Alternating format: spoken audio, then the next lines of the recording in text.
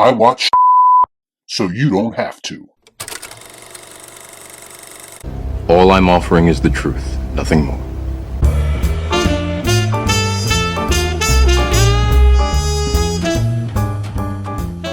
Ladies and gentlemen, welcome to the Reely Awards 2023.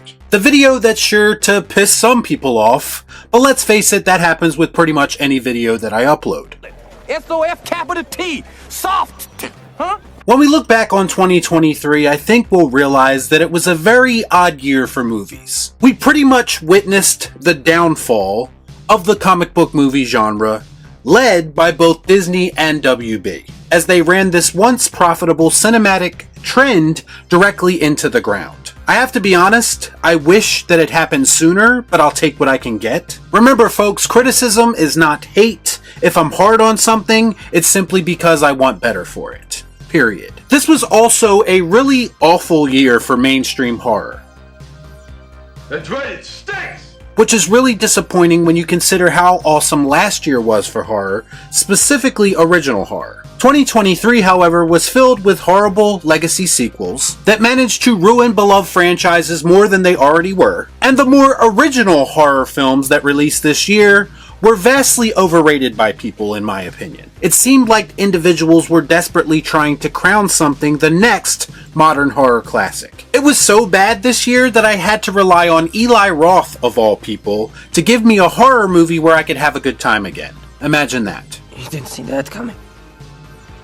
More than anything in 2023, I feel like we've had a small resurgence when it comes to real cinema. A lot of the original goats of the art form returned this year to show Hollywood how it's done. And there were more than a few films that genuinely surprised me in 2023. I reviewed 52 new films this year, and there were a lot more positive reviews than I've had in previous years. Which does give me a little bit of hope for the future, so let's hope they can keep that same energy in 2024. All this being said, I've delayed long enough, let's get right into the categories. And I'm starting off this year with a brand new category. When you are someone who has very strong opinions, like myself, you are bound to run into certain groups of individuals who do not value your honesty.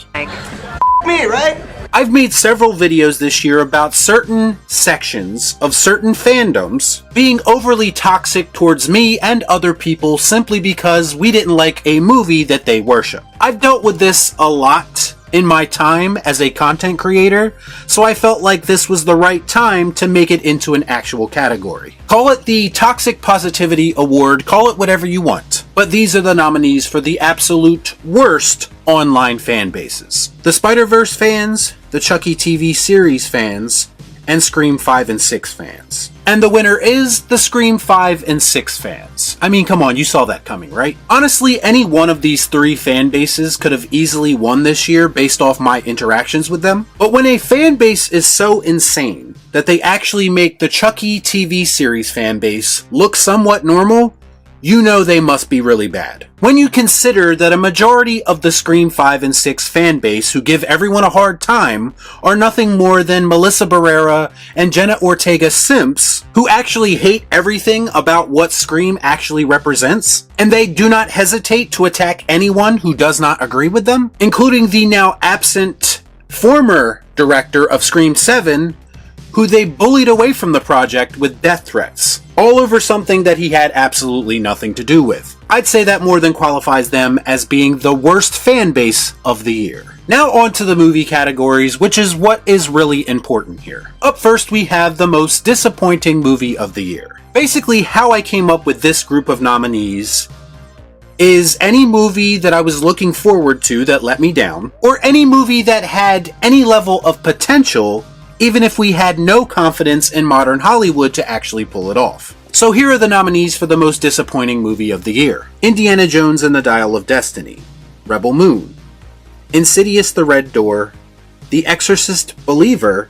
and Evil Dead Rise. And the winner is Indiana Jones and the Dial of Destiny. I'm going to start this off by saying I didn't have a ton of faith in Lucasfilm to pull this off anyway, because why would I? But when you take into consideration how iconic and beloved the the character of Indiana Jones actually is. And you realize that Lucasfilm somehow managed to give us a worse finale than the previous film, and they couldn't get general audiences interested enough to even give this movie a chance? That has to be considered an all-time fail of epic proportions. As always, at least we still have the original trilogy because they can never take that away from us. Up next, we have the biggest surprise movie of the year. These nominees consist of movies that I didn't expect to like as much as I ended up liking them.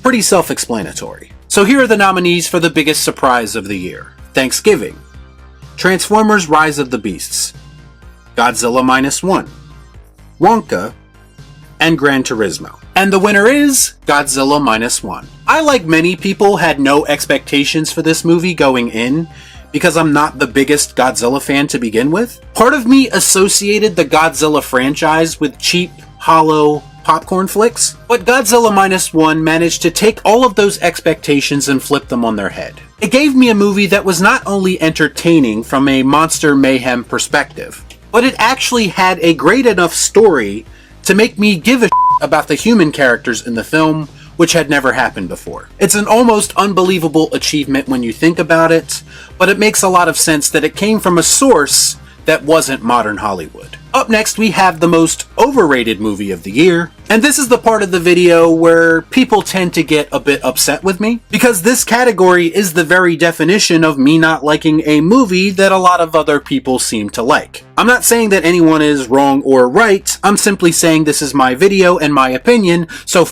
off. I kid. Here are the nominees for most overrated movie of the year. The Creator, Talk to Me, Megan, John Wick 4, and Across the Spider-Verse. And the winner is Talk to Me. Please direct all of your hate comments to my review of this vastly overhyped film. Fun fact, to this day I still get comments on my Talk to Me review saying how my opinion on this film kills all of my credibility, how I'm a fool, and how I don't know what I'm talking about. When it comes right down to it, I simply did not get the hype that this film received. Looking back on it now, I think it had something to do with the fact that the directors of the film were YouTubers, so there was already a kind of built-in support system for this film that I wasn't aware of. But when it came right down to it, I didn't care about any of that, because I'm judging this film based on what I see on screen. And people were calling this movie groundbreaking, and the best horror movie in years. And to me, as I was watching it, there was absolutely nothing special about it. There was a somewhat unique premise that, in my opinion, they didn't go all in on. And what we were left with was a lot of things that I've seen a million times before,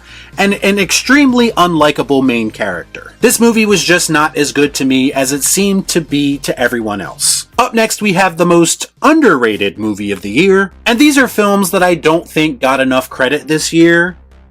And in some cases, it has to do with a lot of outside noise that surrounded it. So here are the nominees for the most underrated movies of the year. Sound of Freedom, Napoleon, Creed 3, Equalizer 3, and Thanksgiving. And the winner is Creed 3. This was one of those movies that I watched early in the year and didn't expect to like as much as I did. There was a lot of outside noise around Creed 3, as it pertains to how the studio treated Sylvester Stallone. And to be clear, I support Sly's stance 100%, because this franchise would not exist without him. But if I put that aside, I was genuinely surprised and even impressed about what Creed 3 brought to the table. And this is mostly from a pure filmmaking perspective. I thought that Michael B. Jordan did some really interesting and unconventional things as the director of this film. And outside of Rocky, Creed to me on its own has been one of the more consistent franchises coming out of Hollywood. And I think it has a chance of going the distance if Michael B. Jordan continues to reinvent himself and this franchise in creative ways. So now we've come to the two biggest awards of the evening. Up first, we have the worst movie of the year. Which, to be clear, my decision might not be just about filmmaking. It could be about what this film represents or how the film ruined a franchise or character, in my opinion. The truth is that I find myself not caring about a lot of the bad films that I watch I have a whole category in my rating system dedicated to just that. But there were a few movies that I watched this year that I was genuinely frustrated while watching them. And these are those movies. So here are the nominees for the worst movie of 2023. The Marvels, Expendables 4, The Flash, Scream 6, and White Men Can't Jump. And the winner is, by a landslide, Scream 6. Before anyone says it, I don't care how much money this movie made, or what its Rotten Tomato or Cinema score is, because to me, as a movie alone, it is a complete mess. And as a Scream movie, it doesn't work at all when you compare it to the previous entries in this franchise. This movie was so bad that it actually made me hate Scream 5 less, and that's saying something. To me, Scream 6 is a complete abomination. It turned a once intelligent, witty, and unique franchise into just another horror movie filled with gimmicks, terrible characters, and enough plot conveniences to make you think that AI wrote it. It is Scream in name only, and to me, that is why it is more than deserving of the title of Worst Movie of the Year. Now on to better things, much better things. Here are the nominees for Best Movie of the Year. Godzilla Minus One, Killers of the Flower Moon, Oppenheimer, The Iron Claw, and Mission Impossible Dead Reckoning Part 1. To be clear, before I give my winner, all of these movies are more than deserving and clear examples of what cinema can and should be. But to me, 2023 will forever be remembered as the year that Oppenheimer stole the show.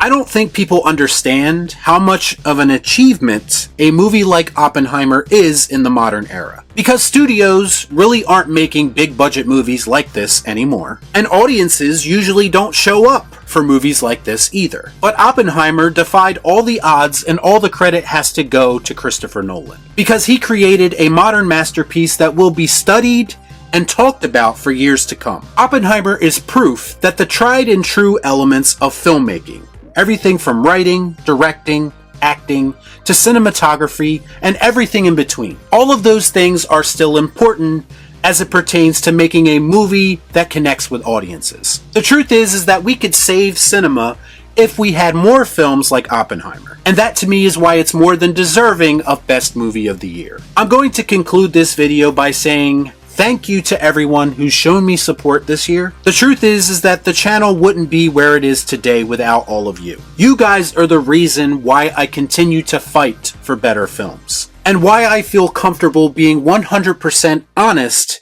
in every single one of my uploads. Here's to 2024 and another great year of doing what I love to do more than anything else, and that's talking about movies.